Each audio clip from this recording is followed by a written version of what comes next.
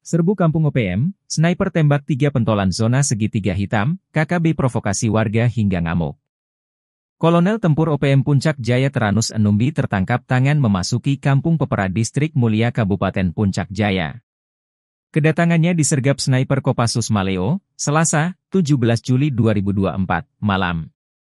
Kopassus Maleo bersama Satgas 753 Pos Wiringgame Puncak Jaya dan tim Satgas Elang itu memberikan peringatan agar Kolonel Teranus menyerah. Namun peringatan dibalas tembakan.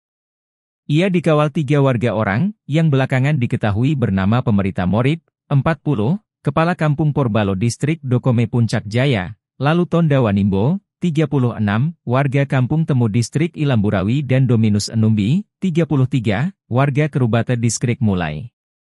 Baku tembak tak terhindarkan, 3 warga ini tewas di ujung sniper Kopassus. Diduga ketiganya berusaha melindungi sang kolonel. Bahkan menurut informasi, ketiga warga sipil ini gigih melakukan perlawanan, mereka tewas namun Kolonel Teranus lolos.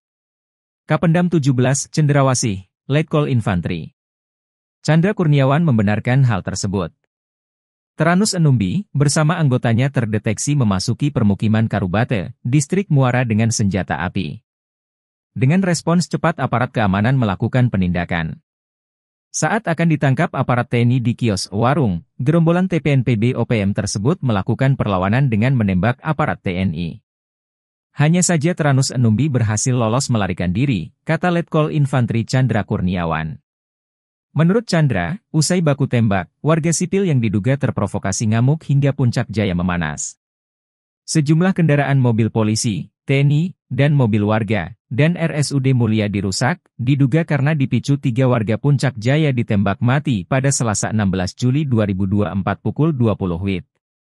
Juru bicara TPNPB OPM, Sedbi Sambom dalam rilisnya Rabu malam, 17 Juli 2024 berkilah ketiganya warga sipil bukan anggota OPM.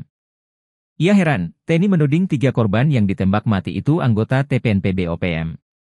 Mana mungkin tentara OPM berada di kampung dan beraktivitas seperti biasa.